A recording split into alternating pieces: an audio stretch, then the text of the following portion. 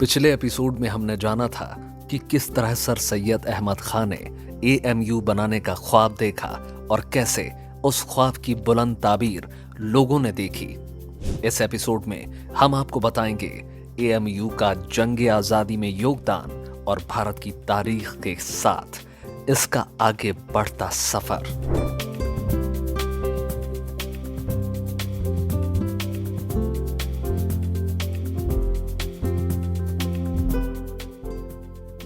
1857 के गदर ने न सिर्फ मुगलिया सल्तनत बल्कि मुसलमानों का जवाल भी देखा।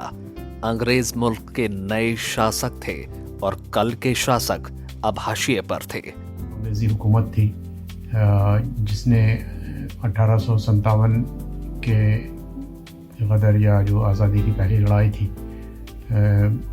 उसमें मुसलमानों को शिकस्त दे करके और पूरे हिंदुस्तान पे काबिज़ हुई थी और पूरे गदर का इल्ज़ाम उन्होंने मुसलमानों पर रखा था और मुसलमानों के तय उसकी और इसके लिए उसने मुसलमानों को सज़ा देने का फ़ैसला किया और हर तरह से मुसलमानों को अज़ाब व ताक़ का निशाना बनाया जा रहा था। हारे हुए लोगों की आवाज़ें नहीं होती, लेकिन सर सैयद अहमद खां हार मानने वालों में से नहीं थे। उन्होंने क्रांति की वजहों पर असबाब बगावत हिंद नाम से एक किताब लिखी। हालांकि वो अंग्रेजों के मुलाजिम थे, लेकिन उन्होंने अंग्रेजों को क्रांति का जिम्मेदार बताया। ऐसे हालात में ये हिम्मत सिर्फ सर सैयद ही कर सकते थे।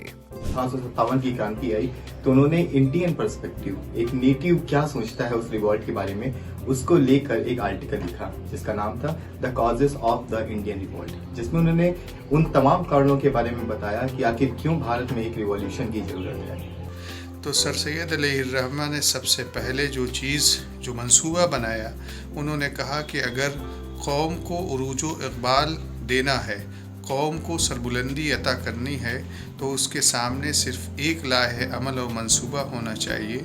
वो था कि इल्म के ज़रिए से लोगों को तरक्की की राह में तरह तरह के कवायद और ज़वाबित दिए जाएँ, ताकि ये कौम जो हिंदुस्तान में उरूज व इक़बाल जिसको अता हुआ था, जो जिसके पास हुक्मरानी थी, जिसके पास माल दौलत की ढेर थी, आज वो ज़बूहाली का शिकार है। तो दोबारा अगर उसके पास इक़्तिदार हासिल हो सकता है, मनसब मिल सकते हैं, तो सिर्फ एक ही चीज़ थी, वो थी इल्म का ज़रिया। बहरहाल 1857 के बाद कुछ बरस ऐसे ही गुजरे, लेकिन लोगों में आज़ादी की जुस्तजू जिंदा थी। 1 दिसंबर 1915 को काबुल में हिंदुस्तान की पहली निर्वाचित सरकार का ऐलान किया गया। MAO कॉलेज अलीगढ़ के पूर्व छात्र राजा महेंद्र प्रताप सिंह को इसका प्रमुख बनाया गया, जबकि मौलाना बरकतुल्लाह भोपाली को इस सरकार में प्रधानमंत्री चुना गया। अलीगढ़ मुस्लिम यूनिवर्सिटी का और हिंदुस्तान की आज़ादी का जो मूवमेंट है उसका बहुत ही गहरा ताल्लुक है। खास तौर से कुछ चेहरे ऐसे हैं जिनके बिना आज़ादी का तस्वर भी नहीं किया जा सकता है और उनका ताल्लुक अलीगढ़ मुस्लिम यूनिवर्सिटी से रहा।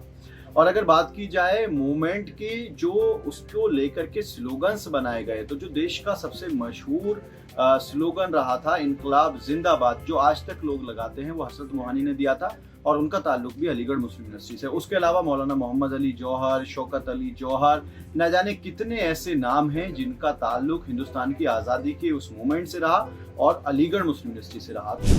1915 में महात्मा गांधी अफ्रीका से देश वापस लौट आए थे। उनके आने से आज़ादी की लड़ाई में नई जान पड़ गई थी। 1916 में महात्मा गांधी MAO कॉलेज आए। यहाँ उनका जोरदार स्वागत किया गया। 1920 में MAO कॉलेज यूनिवर्सिटी बन गया। बाबू ईश्वरी प्रसाद AMU से स्नातक की डिग्री हासिल करने वाले पहले छात्र बने। 12 अक्टूबर 1920 को महात्मा गांधी एक बार फिर अलीगढ़ आए। गांधी जी MAO के पूर्व छात्र अब्दुल मजीद ख्वाजा के घर ठहरे। इस बार AMU छात्र संघ ने उन्हें यूनियन की आजीवन सदस्यता देकर सम्मानित किया। गांधी जी ने कहा कि अगर तमाम छात्र इसी तरह उनके साथ जुड़ जाएं तो आजादी हासिल करना मुश्किल नहीं है। उनके आह्वान पर सैकड़ों छात्र आजादी की लड़ाई में शामिल हो गए। गांधी जी ने अलीगढ़ में जामिया की नींव रखी, जो बाद में दिल्ली में स्थापित हुई। जाकिर साहब ने वहाँ जब अलीगढ़ में गांधी जी गए, उनको बनारस हिंदू यूनिवर्सिटी से निकाल दिया गया था। मौलाना शौकत अली उनको लेके गए थे और वो यूनियन के सेक्रेटरी रहे थे, और उनकी तकरीर से जाकिर साहब पे इतना असर हुआ कि वो अपने लोगों को लेकर, और वो अंग्रेज़ के सपोर्ट की भी यूनिवर्सिटी थी, जाहिर उनकी बनाई हुई थी, उन्होंने कहा कि नहीं हम अलग बनाएंगे।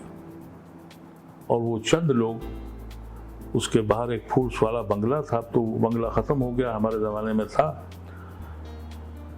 तो डिग्गी रोड से मिला हुआ, वहाँ जामिया की पहली बुनियाद डाली गई थी। अब्दुल मजीद ख्वाजा, हकीम अजमल खां, डॉक्टर जाकिर हुसैन और डॉक्टर आबिद हुसैन जैसे AMU के पूर्व छात्र न सिर्फ जामिया बल्कि राष्ट्रवादी आंदोलन के भी मजबूत सिपाही थे।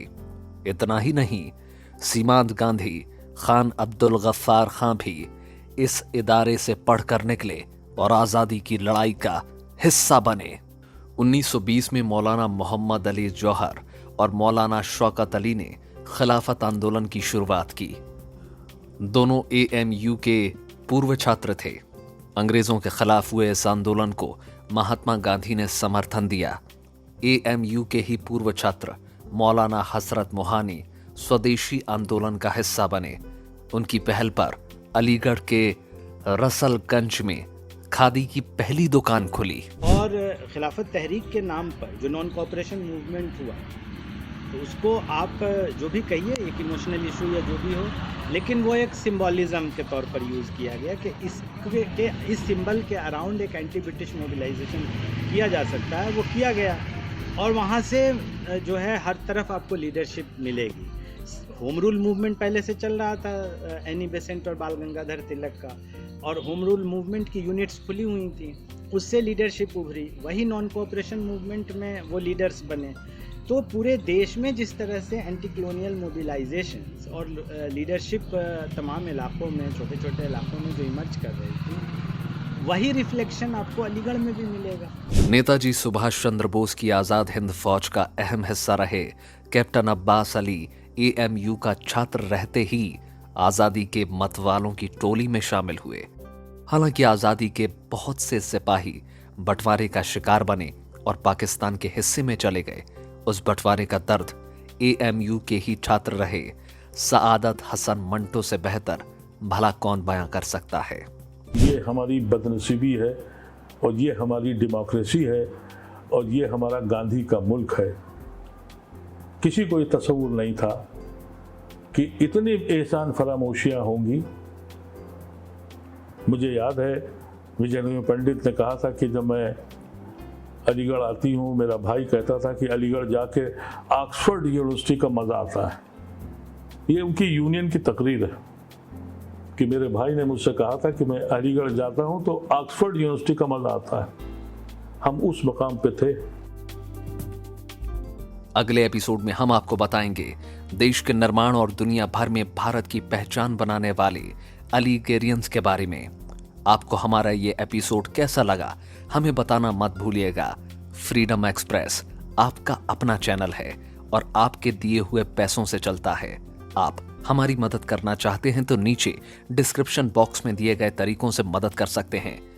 देखते रहिए freedom express. Like, share, subscribe.